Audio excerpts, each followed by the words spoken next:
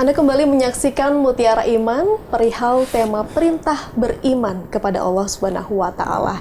Dan bersama dengan Ustadz Ahmad Suyono, tadi disampaikan bahwasanya apa itu hakikat seorang makhluk di dunia ini, siapa yang menghadirkan dan lain sebagainya. Dengan kita mengingat kembali apa yang menjadi dasar tersebut, kita akan menguatkan diri untuk bisa tetap kuat menjadi seorang insan di dunia. Ustadz, iman sendiri seperti apa yang menjadi arti dan apa saja bentuk-bentuk keimanan itu sendiri? Kita paparkan barusan itu. Bisakah akal kita menolak? Tidak bisa. Tidak bisa kan? Nah, siapapun yang hadir itu tidak akan bisa menolak. Karena itu fakta. Itu nyata. Kalau sudah nyata, kenapa dipaksa untuk membenarkan itu? Perlu dipaksa nggak membenarkan itu? Wong kita membenarkan 2 tambah 2 sama dengan 4. Nggak usah dipaksa. Yes! Kita yakin. Kita menerima. Menerima begitu saja. Kenapa dengan ini? Emangnya bisa ditolak kebenarannya itu? Anda tidak membuat sendiri. Benar apa salah? Benar. Saya darah tidak mengelola sendiri. Benar apa salah kira-kira? Benar. Kalau sudah benar, kenapa disalahkan? Begitulah membenarkan perlakuan Allah sebagai pemilik, sebagai pengendali satu-satunya. Maka membenarkan Allah itu sesuatu yang lumrah aja. Kalau benar, benarkan, itulah substansi keimanan. Kalau salah, salahkan. Kan tidak mungkin sampai akan membenarkan 1 tambah 1 3. Sudah ada waras itu, ya. Bahwa nanti saya adalah bukan milik orang tua saya, tapi saya adalah milik yang membuat saya. Benar apa salah? Oke. Orang tua saya juga sama. Dia milik yang memberi nyawanya. Salah benar? Itulah substansi keimanan. Membenarkan yang benar. Ya, maka ketika sudah kebenaran ini sering kita dapatkan, maka sampai sudah naik level, sering disaksikan kebenaran ini. Itulah yang mana anta syahada. Anda menyaksikan betul. Ketika kesaksian ini berulang-ulang, bertubi-tubi, puluhan kali, ratusan kali, bahkan ribuan kali, maka naik level Anda nu'minu. Anda sudah meyakini. Secara keilmuan dan secara fakta di lapangan Anda betul-betul membenarkan kebenaran itu. Maka ketika sudah terjadi apapun yang ada di antara kita, pasti sama tidak akan pernah menyangkal. Ya, maka karena itulah orang yang betul-betul membenarkan bahwa dirinya diatur Allah, kemudian dikendalikan oleh Allah, dipenuhi semua kebutuhannya oleh Allah, maka dia akan selesai dengan sendirinya. Urusan pribadinya selesai. Maka ini potensi bisa menyelesaikan di luar dirinya, termasuk keluarga. Maka kembali kalau seperti itu, siapakah yang layak menyuruh kita? Allah saja. Yang itu saja. Di dalam Ramadan, entar lagi, siapa yang nyuruh kita berpuasa itu? Allah. Iya. Ya ayyuhalladzina amanu kutiba alaikumus shiyam. Ya. Orang yang memang membenarkan saya tadi sudah ya. Kutiba alaikum. Telah kutetapkan bagi kalian apa? As-siyam. Puasa. Yang menyuruh kamu puasa aku. Kamu nyawa tidak pernah bayar kepada aku. Kamu saya beri normal dari ujung rambut sampai ujung kaki, tidak pernah nyewa kepada aku. Kalau saya beri sehat, tidak pernah bayar sama sekali selama hidupmu. Kalau saya beri aman, dijadikan orang Indonesia, kita Indonesian, ya. Anda tidak pernah meminta, aku semua yang memberi. Kalau saya yang kamu anggap pantas menyuruh kamu, saya sekarang menyuruh kamu puasa, entah lagi ketika di bulan suci Ramadan, ya, faman syahida minkum syahra falyasum. Ketika sudah melihat hilal 1 Ramadan, ya, nanti Kementerian Agama akan ru'yatul hilal, maka ketika sudah nampak jatuh tanggal 1 Ramadan, maka falyasum, berpuasalah kamu. Ini perintah Allah. Inilah cara kita membayar atas kebaikan Allah Subhanahu wa taala kepada kita selama ini. Masa pilih bayar apa cukup dengan patuh? Patuh saja. Oh, kelihatan kalau pelit sampean. Kalau pelit. saya pernah browsing di dunia medis bahwa menjaga nyawanya tetap ada, normal tetap ada, sehat tetap ada, aman tetap. 1 kali 24 jam itu butuh triliunan rupiah, bahkan ratusan triliun sehari. Sama apa suruh bayar itu? Atau patuh saja suruh jadi orang beriman, membenarkan Allah, ya sudah manut, ya, mengiyakan pemberian Allah, oke manut, ya. Nanti waktunya suruh puasa, ya puasa kita benarkan, maka insya Allah masuk man shoma ramadhana imanan wa ihtisaban ghufira lahu ma taqaddama min dzambihi wa ma ta'akhkhar. Siapapun yang berpuasa karena berharap kepada itu, yang bisa memberi itu, ya, yang pengendali itu, yang surga neraka terserah itu, ya, maka ghufira lahu ma taqaddama min dzambi. Percaya nggak kalau dosanya akan habis?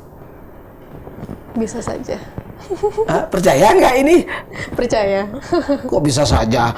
Kita juga harus realistis mungkin untuk bisa memperbaiki diri, ya. Oke. Kira-kira yang penting itu Tuhan apa pemberiannya?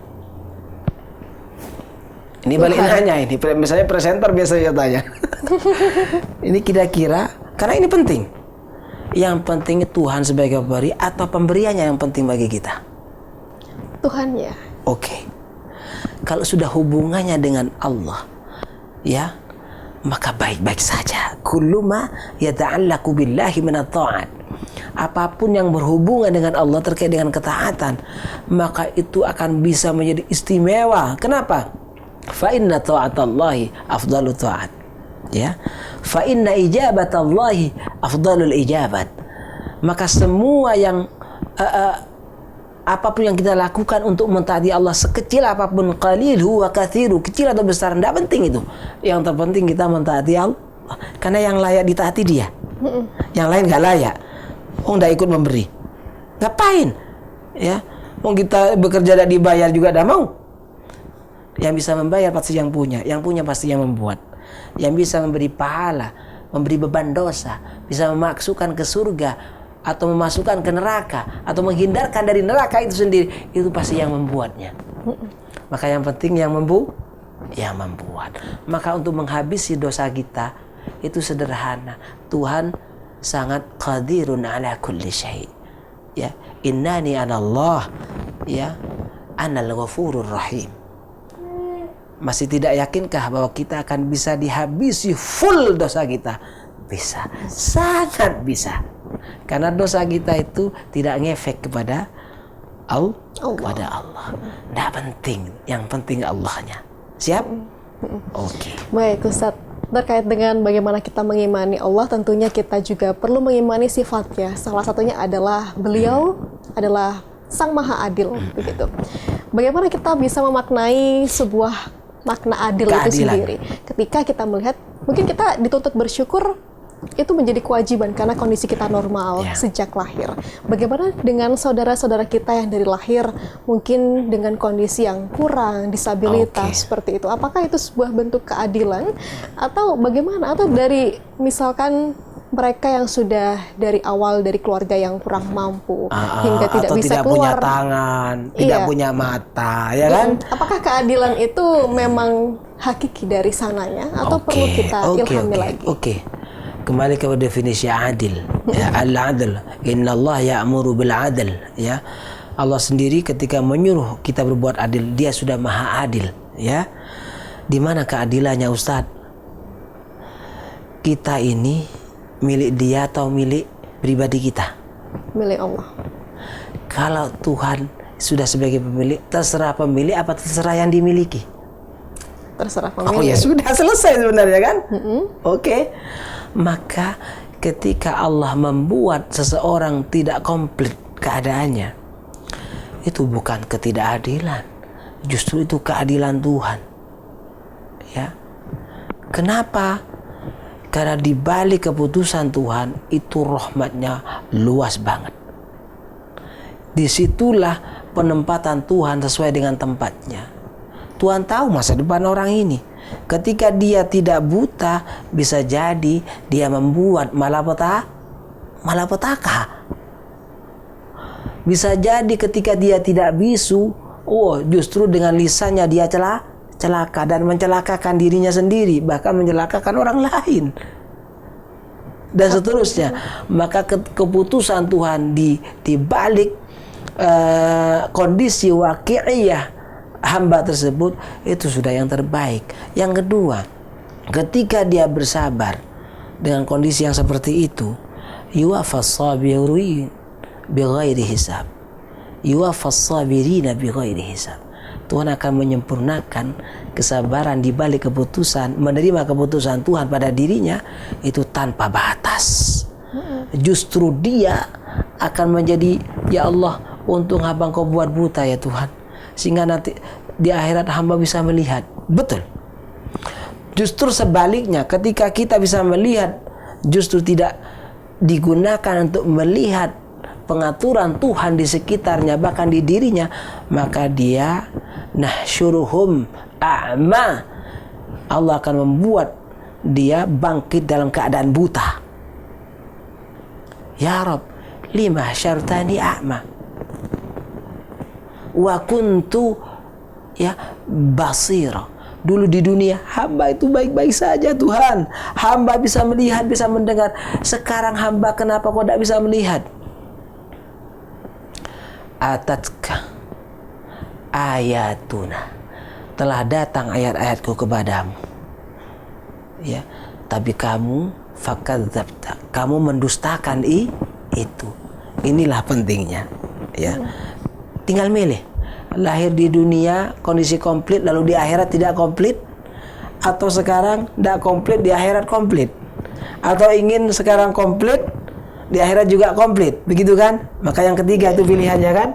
Maka amin birabbik, benarkan Tuhan sebagai pemilik, ya, bahwa dia yaf'alu ma yasha, la yus'alu amma yaf'al. Dia berbuat sesuai dengan kehendaknya. Dia tidak bertanggung jawab kepada siapapun, tapi wahum yus'alun, sampai ditanya. Nyawanya bikin apa kau? Matamu kau bikin gunakan apa? Lisanmu kau bikin apa?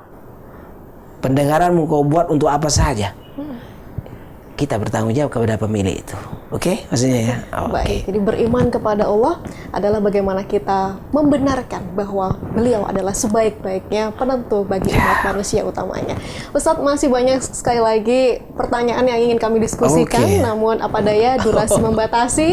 Terima kasih atas segala informasi dan ilmu yang bisa bermanfaat insya Allah bagi kita semua. Matur nuwun Ustadz. Sama. Dan saudara, itu tadi perbincangan kami dalam episode Mutiara Iman kali ini terkait dengan perintah beriman kepada Allah Subhanahu wa Ta'ala. Mudah-mudahan Ramadan kita kali ini bisa berjalan dengan baik dan menjadikan kita pribadi yang lebih baik dan bertakwa tentunya. Akhirnya saya Pia Mediana pamit undur diri. Terima kasih atas kebersamaan Anda. Wassalamualaikum warahmatullahi wabarakatuh.